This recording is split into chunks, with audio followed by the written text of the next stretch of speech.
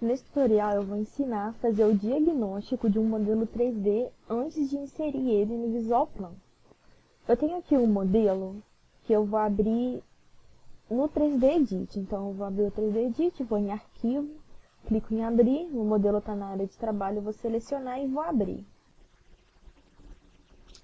Aí quando eu tentei abrir ele no 3D Edit, ele deu esse erro. Por quê? Porque o arquivo está muito grande.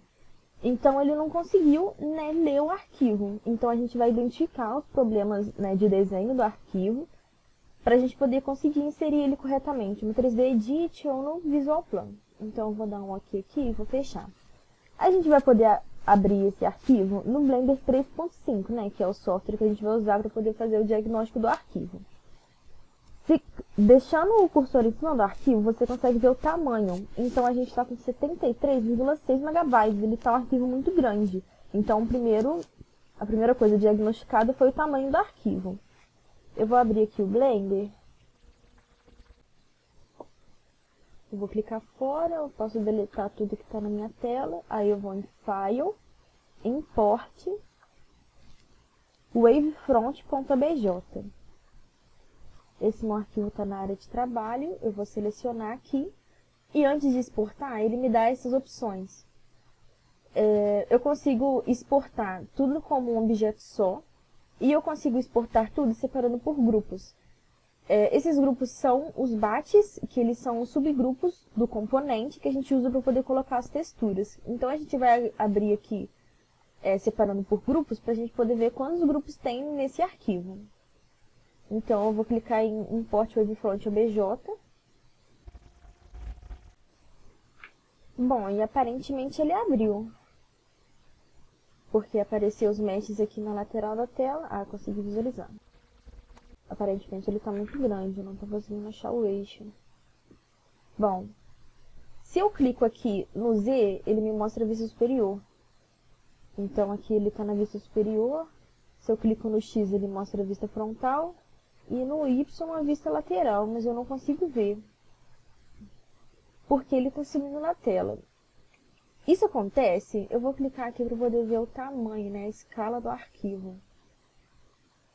Então, se eu clicar no A, eu seleciono tudo.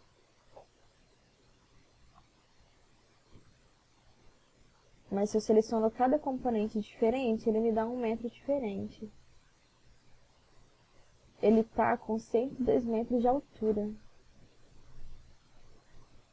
Por isso que ele não está aparecendo na nossa tela. Então eu vou ter que importar esse arquivo novamente e a gente vai mudar as propriedades do arquivo antes de importar. Então eu posso clicar no A, deletar tudo.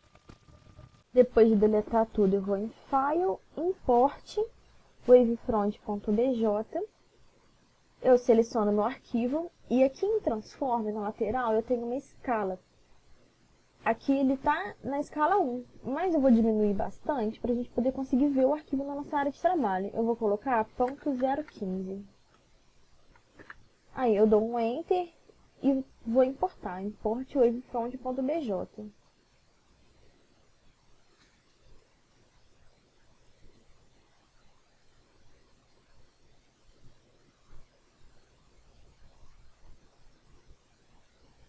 Beleza. Então aqui clicando na vista superior,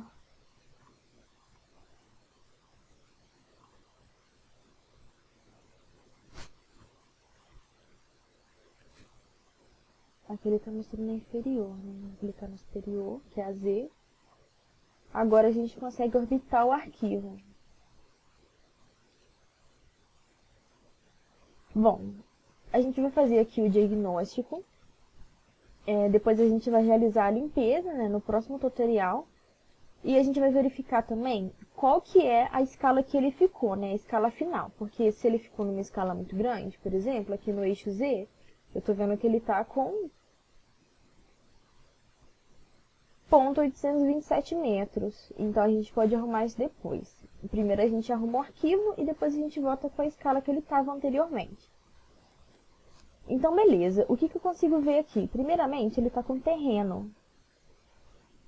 Você nunca deve importar o terreno junto com o 3D para o Visual Plan.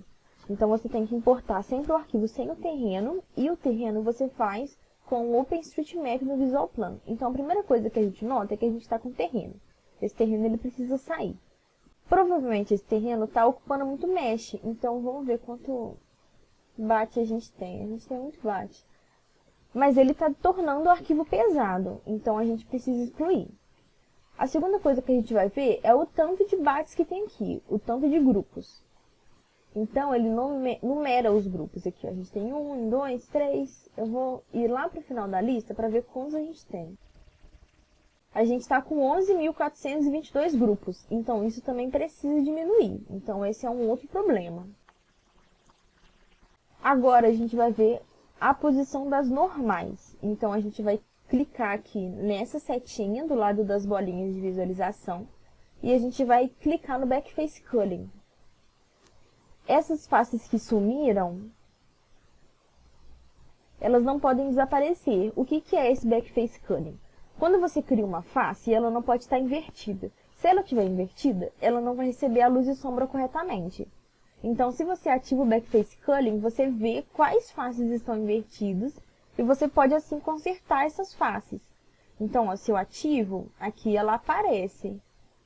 Se eu desativo, é porque a face está invertida e a gente precisa inverter ela novamente para ela ficar correta.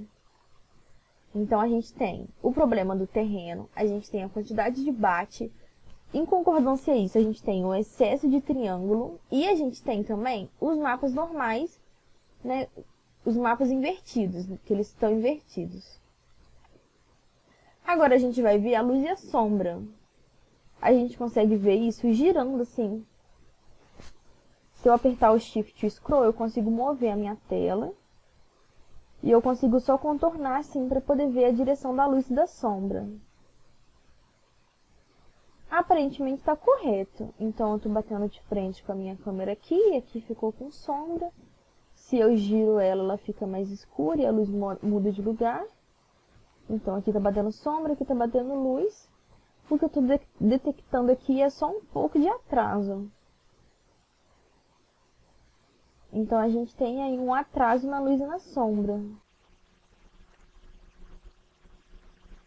Beleza, então a gente finalizou o nosso diagnóstico com a escala que estava incorreta, o terreno, a quantidade de triângulos, né, que pelo terreno e pela quantidade de bytes ela está muito grande, a quantidade de grupos aqui, as backfaces e a luz e a sombra que estão um pouco atrasadas. Nos próximos tutoriais, a gente vai resolver todos esses problemas.